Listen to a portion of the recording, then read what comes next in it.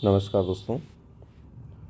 आज हम बात कर रहे हैं दोस्तों कुछ खास प्रश्नों को लेकर के जो grade first, grade second, grade third, REET, CTET सभी के लिए महत्वपूर्ण है। यानी जितनी भी शिक्षक भर्ती परीक्षाएं हैं जहां शिक्षा मनोविज्ञान को लेकर प्रश्न पूछे जाते हैं उन सभी के लिए महत्वपूर्ण है। आज हम बात कर रहे हैं दोस्तों पार्ट फर्स्ट की। इस तरह के कुछ खास पार्टों के साथ में मैं बातचीत आपसे करूंगा।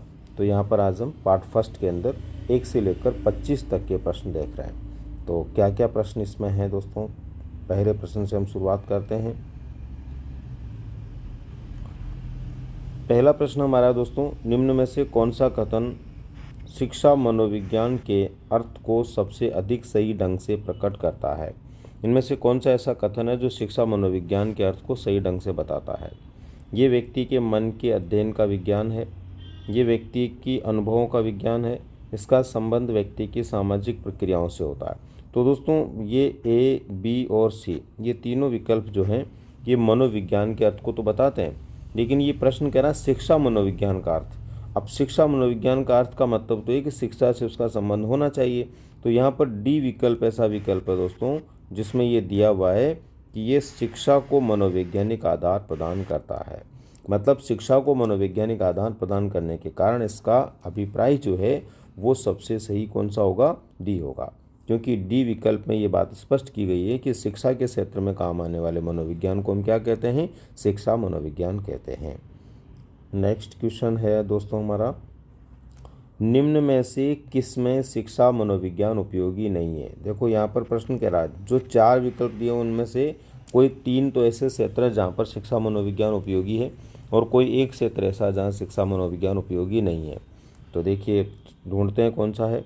बालक के मानसिक रोगों का पता लगाने में दोस्तों बिल्कुल मनोविज्ञान का उपयोग होता है। शिक्षण विधियों के चयन में भी मनोविज्ञान का उपयोग होता है। छात्रों को प्रेरित करने में भी होता है। यानी शिक्षा मनोविज्ञान इन ए, बी, सी तीनों कार्यों के लिए उपयोगी है। डी में दिया हुआ पशुओं पर प्रयोग करने में, तो पशुओं पर प्रयोग करने में पशु मनोविज्ञान का होता है दोस्तों। जबकि यहाँ बात किसकी की जा रही है, शिक्षा मनोविज्ञान की जा रही है। तो शिक्षा मनोविज्ञान का जो उपयोग है ये पशुओं पर प्रयोग करना नहीं है। तो डी इसका राइट आंसर हो जाएगा। नेक्स्ट क्वेश्चन है, निम्न में से कौन सी मनोविज्ञान की विधि प्रजातांत्रिक नहीं है। मनोविज्ञान की ऐसी कौन सी विधि है जो प्रजातांत्रिक नहीं है। अब यहाँ पर मनोविज्ञान है दोस्तों, मनोविज्ञान की विधियों में तो प्रजातांत्रिक नहीं है का मतलब होगा दोस्तों जिसमें छात्र और शिक्षक दोनों एक साथ क्रियाशील नहीं होते, या यूँ कहें कि जो विधि छात्रों को क्रियाशील रखती है, सक्रिय रखती है, वो प्रजातांत्रिक होती है। यहाँ पर वो कौन सी विधि है जिसमें छात्र सक्रिय नहीं रहता है। तो प्रोजेक्ट विधि तो प्रजातांत्रिक है दोस्तों, सामूहिक चर्चा विधि भी प्रजातांत्रिक है और पर्यटन विधि भी प्रजातांत्रिक है। ठीक है, अब यहाँ पर है व्याख्यान विधि। तो व्याख्यान विधि जो दोस्तों इसका आंसर हो जाएगा, क्योंकि व्याख्यान विधि जो है वो प्रजातांत्रिक नहीं है बल्कि ये शिक्षक केंद्रित विधि है। इसमें केवल शिक्षक ही सक्रिय रहता है, इसलिए व्याख्यान विधि इसका राइट आंसर हो जाएगा। नेक्स्ट क्वेश्चन है हमारा, प्रारंभ में मनोविज्ञान किस विषय की शाखा के रूप में शुरू हुआ। सबसे पहले मनोविज्ञान की जब शुरुआत हुई दोस्तों तो ये किस विषय की शाखा के रूप में अवतरित हुआ। तो जैसा कि आपको विदित होगा दोस्तों, सबसे पहले ईस्वी पूर्व 4वीं सदी के अंदर अरस्तु के द्वारा इसकी शुरुआत की गई थी। और अरस्तु जो थे दोस्तों इन्होंने जो है इसकी शुरुआत ईस्वी पूर्व 4वीं सदी में की थी। किसके माध्यम से, दर्शन शास्त्र के माध्यम से। तो राइट आंसर हमारा क्या हो जाएगा यहाँ पर, दर्शन शास्त्र। यानी सबसे पहले मनोविज्ञान की शुरुआत जो हुई दर्शन शास्त्र की शाखा के रूप में हुई। आपको स्मरण रहे दोस्तों, ये बहुत आसान प्रश्न है लेकिन कई बार परीक्षा में ये आ चुका है। नेक्स्ट क्वेश्चन है हमारा, ऐसी किस विधि का जन्म हुआ कि उसके माध्यम से मनोविज्ञान वैज्ञानिक हो गया। इनमें से कोई ऐसी विधि है दोस्तों जो हमें देखनी है और जिसने मनोविज्ञान को क्या बना दिया, वैज्ञानिक बना दिया। तो दोस्तों बहिर्दर्शन विधि, बहिर्दर्शन विधि ये वाटसन के द्वारा दी गई है और इसमें व्यक्ति के कार्यों का निरीक्षण करते हुए जो है उसके व्यक्तित्व के बारे में पता लगाते हैं। अंतर्दर्शन विधि व्यक्ति खुद अपने बारे में बताता है, ये विलियम वुंट के द्वारा दी गई है। इसी तरह से समाज मिति विधि ये जेल मोरेनो के द्वारा दी गई है और इस विधि के अंदर समाज के लोगों के द्वारा किसी व्यक्ति के बारे में जानकारी ली जाती है। तो इसके बाद है प्रयोगात्मक विधि। प्रयोगात्मक विधि दोस्तों इसमें आएगी जिसने वैज्ञानिक आधार प्रदान किया। आपको पता होगा प्रयोगात्मक बनाने का श्रेय जाता है किसको जाता है? 1879 में मनोविज्ञान को प्रयोगात्मक बनाया था विलियम वुंट ने, और इसीलिए मनोविज्ञान वहाँ से क्या हो गया? वैज्ञानिक हो गया। तो अपने को ध्यान रखना है, प्रयोगात्मक विधि वो विधि है जिससे प्रयोगात्मक मनोविज्ञान का जन्म हुआ और मनोविज्ञान वैज्ञानिक आधार लेकर के विकसित हुआ। नेक्स्ट क्वेश्चन है हमारा, विद्यालय से पलायन करने वाले बालकों के संबंध में किस विधि से अध्ययन करते हुए समस्या का समाधान किया जाता है? जो बालक विद्यालय से पलायन करते हैं, पलायनवादी बालक हैं दोस्तों, उनका किस विधि से अध्ययन करते हुए उनकी समस्या का समाधान किया जाता है? सर्वेक्षण विधि, व्यक्ति इतिहास विधि, समाज मिति विधि, प्रश्नावली विधि। तो दोस्तों आपको निश्चित रूप से इस बात का पता होगा कि व्यक्ति इतिहास विधि एक ऐसी विधि है जो टाइडमैन के द्वारा दी गई थी। ध्यान रहे, ये टाइडमैन के द्वारा दी गई थी। और ये जो विधि है, इसी विधि के द्वारा क्या किया जाता है? एक बालक जो है उसकी समस्या का पता लगाया जाता है और पता लगा करके फिर उसकी समस्या का समाधान किया जाता है। इसको हम केस स्टडी भी कहते हैं। केस स्टडी विधि भी आपने पढ़ी है, तो केस स्टडी भी इसी का नाम है। इसी को केस स्टडी और इसी को व्यक्ति इतिहास विधि कहते हैं। बहुत महत्वपूर्ण प्रश्न है। अधिगम प्रक्रिया में शामिल नहीं है। अधिगम प्रक्रिया में शामिल नहीं है। इनमें से क्या है जो अधिगम प्रक्रिया में शामिल नहीं है? प्रेरणा और अनुक्रियाएं। दोस्तों प्रेरणा और अनुक्रियाएं तो अधिगम प्रक्रिया में शामिल होती है, क्योंकि सबसे पहले व्यक्ति प्रेरित होता है, फिर वो अनुक्रियाएं करता है। बाधाएं और पुनर्बलन, बिल्कुल ये भी शामिल होता है, क्योंकि जब अनुक्रियाएं करता है तो उसके सामने बाधाएं आती है, और जब बाधाएं आती है तो वो जैसे तैसे काम को पूरा करता है मन लगाकर, तो काम पूरा होना उसको पुनर्बलन देता है।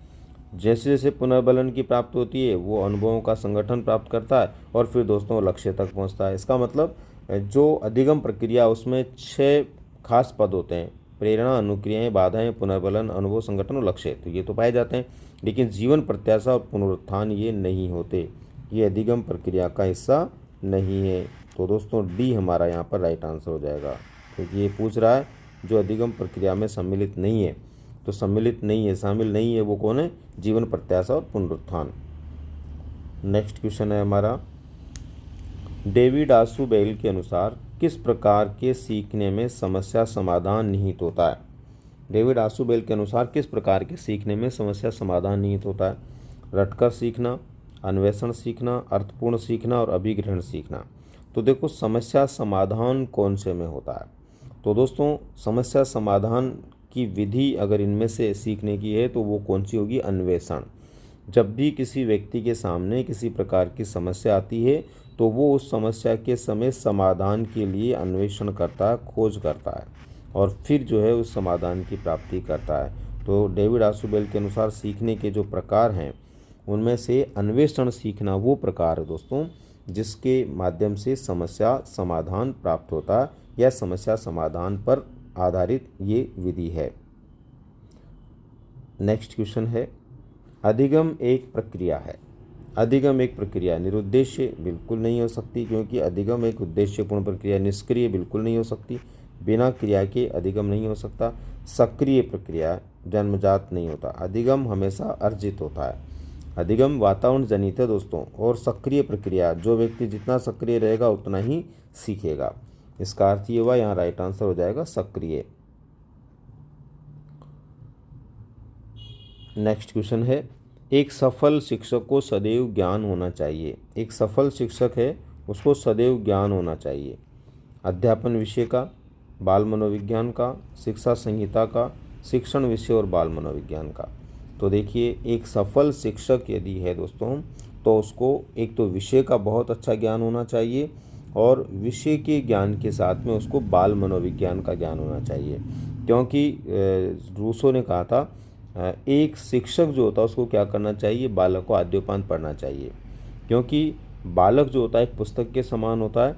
शिक्षक को उसे आद्योपांत पढ़ना चाहिए। शिक्षक उसको आद्योपांत पढ़ करके ही उसको सिखा सकता है, उसकी बुद्धि लब्धि को जान सकता है, वो क्या दृष्टिकोण रखता है बालक उसको जान सकता है, उसके आत्मसंप्रत्य को जान सकता है, तो उसको सिखाने में ज़्यादा सुविधा बनती है। तो राइट आंसर इसका हो जाएगा दोस्तों डी।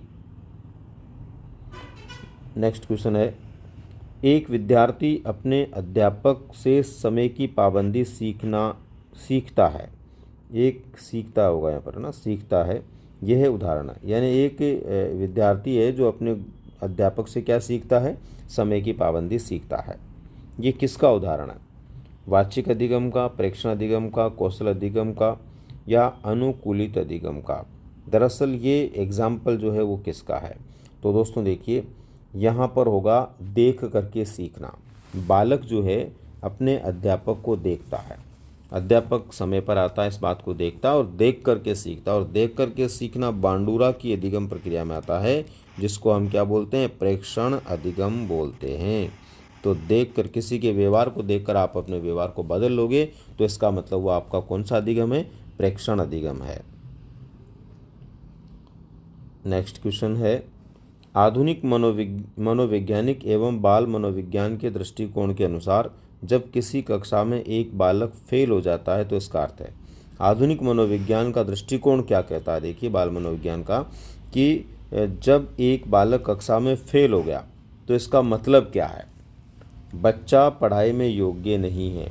बिल्कुल नहीं दोस्तों, मनोविज्ञान जो है इस बात को नहीं मानता। मनोविज्ञानी कहता बालक में अंतर्निहित योग्यताएं होती है, उनको क्या किया जा सकता है, उजागर किया जा सकता है। तो ये नहीं होगा, बच्चे ने उत्तरों की सही तरीके से नहीं किए, उत्तरों को सही तरीके से नहीं किए, ये भी मनोविज्ञान नहीं मानता। अगर उसको सही दिशा दी जाती तो बच्चा उत्तर निश्चित रूप से ठीक से करता। बच्चे को प्राइवेट ट्यूशन लेनी चाहिए थी, बिल्कुल नहीं, प्राइवेट ट्यूशन को बिल्कुल उचित नहीं माना जाता। शिक्षा तंत्र या व्यवस्था फेल हुई है, बिल्कुल दोस्तों। बाल मनोविज्ञान का दृष्टिकोण और आधुनिक मनोविज्ञान का दृष्टिकोण ये रहता है कि यदि किसी क्लास में नियमित रूप से पढ़ने वाला बालक फेल हो रहा है तो इसका मतलब ये हुआ कि शिक्षा तंत्र की जो व्यवस्थाएं हैं और जो वहाँ की व्यवस्थाएं हैं वो फेल हो गई है, बल्कि बालक इसमें फेल नहीं हुआ है। तो इसका राइट आंसर हो जाएगा डी।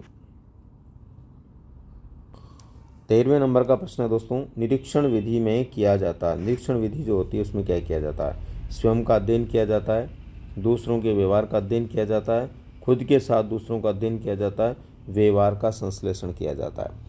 निरीक्षण विधि जो होती है उसमें क्या करते हैं, तो निरीक्षण विधि का मतलब होता है दोस्तों दूसरे के कार्यों को देख करके, दूसरे के व्यवहार को देख करके जो परीक्षण होता है या अध्ययन होता है उसको हम बोलते हैं निरीक्षण विधि। तो स्वयं का अध्ययन इसमें नहीं होगा, दूसरों का अध्ययन इसमें होगा, खुद के साथ बिल्कुल नहीं होगा, व्यवहार का संश्लेषण नहीं होगा। तो राइट आंसर हमारे पास बच जाता है बी, यानी कि दूसरों के व्यवहार का अध्ययन करना, यही क्या है, निरीक्षण विधि में किया जाता है।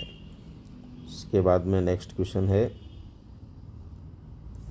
निम्नलिखित में से कौन सा कथन अधिगम के बारे में सर्वाधिक सही है। निम्नलिखित में से कौन सा कथन अधिगम के बारे में सर्वाधिक सही है। यह अप्रकट प्रक्रिया है, ये अनायास प्रक्रिया है, अनायास होता है, ये व्यवहार में अस्थायी परिवर्तन है, ये सक्रिय प्रक्रिया है। तो देखिए बहुत ही अच्छा प्रश्न है, ये अप्रकट प्रक्रिया नहीं हो सकता, अनायास नहीं हो सकता है, अस्थायी नहीं हो सकता, लेकिन यहाँ सबसे सही है सक्रिय प्रक्रिया है। अधिगम क्या है, एक सक्रिय प्रक्रिया है। पहले भी हम इस तरह का एक प्रश्न देख चुके हैं, भाषा अलग थी उसकी, पर कुल मिलाकर हमेशा ध्यान रखिए अधिगम सदैव सक्रिय प्रक्रिया के रूप में होता है।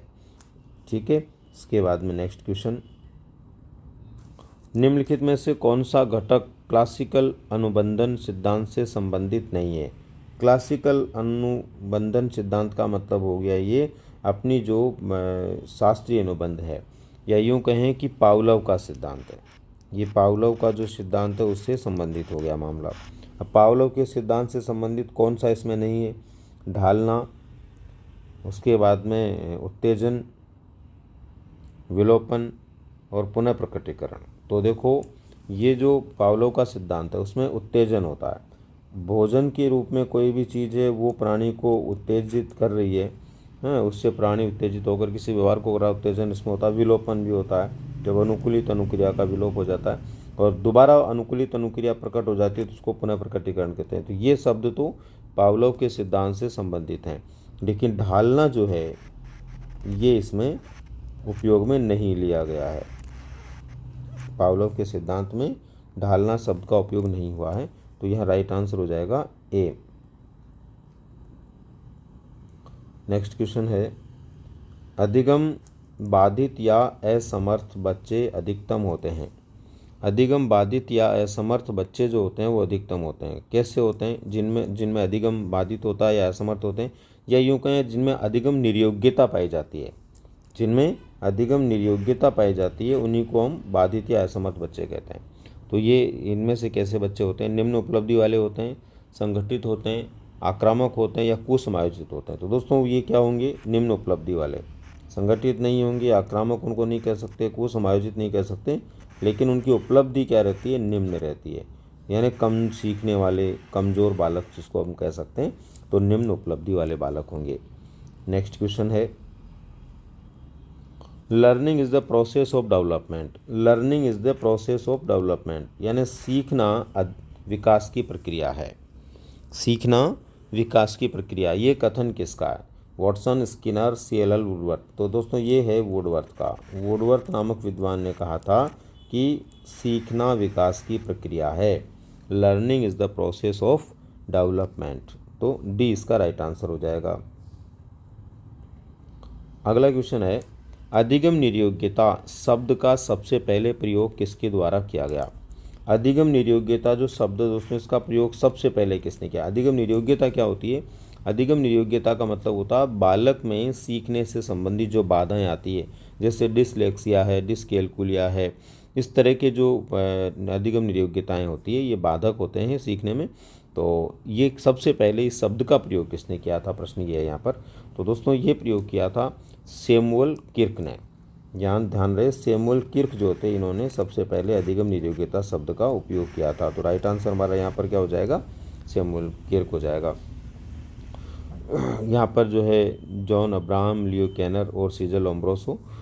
तो यहाँ पर जॉन अब्राहम का जो कार्य है वो विशेष रूप से हमारे अभिप्रेरणा के क्षेत्र में रहा है। लियो कैनर जो है, इन्होंने ऑटिज्म के बारे में बात की है, और सीजर लोम्ब्रोसो जो है, इन्होंने बाल अपराध के बारे में बात की है। तो यहाँ पर राइट आंसर हो जाएगा सैमुअल किर्क। नेक्स्ट क्वेश्चन है, निम्नलिखित में से कौन सा एक विशिष्ट अधिगम एक क्षमता का उदाहरण है? यहाँ पर जो उदाहरण दिए हुए हैं उनमें से एक विशिष्ट अधिगम एक क्षमता है, तो वो क्या है? मानसिक मंदता, ADHD, सेसव स्वलीनता, डिसलेक्सिया। तो इसमें विशिष्ट अधिगम एक क्षमता पूछा गया। तो विशिष्ट अधिगम एक क्षमता जो है कौन सी है? तो देखो, मानसिक मंदता जो है ये कई तरह की हो सकती है। ADHD जो है ये भी एक विशेष प्रकार की समस्या बालकों के लिए होती है जो अवधान संबंधित होती है। सेसव स्वलीनता ये विकासात्मक विकार होता है। लेकिन यहाँ विशिष्ट अधिगम एक क्षमता पूछा गया जो केवल और केवल अधिगम की एक क्षमता है। तो दोस्तों ये है डिसलेक्सिया। डिसलेक्सिया जो पठन से संबंधित विकार होता है बालक में, ये होता है डिसलेक्सिया, और ये अधिगम की विशिष्ट एक क्षमता है। जिन प्रतिक्रियाओं को सीखने के उपरांत संतुष्टि प्राप्त होती है, जिन प्रतिक्रियाओं को सीखने के उपरांत संतुष्टि प्राप्त होती है, उन्हें सीख लिया जाता है।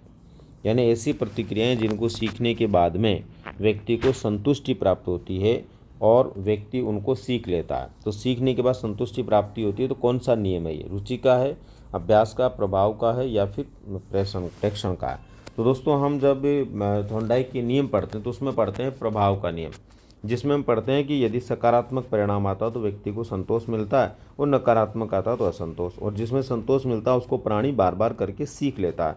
इसका मतलब यहाँ पर राइट आंसर क्या हो जाएगा? प्रभाव का नियम हो जाएगा।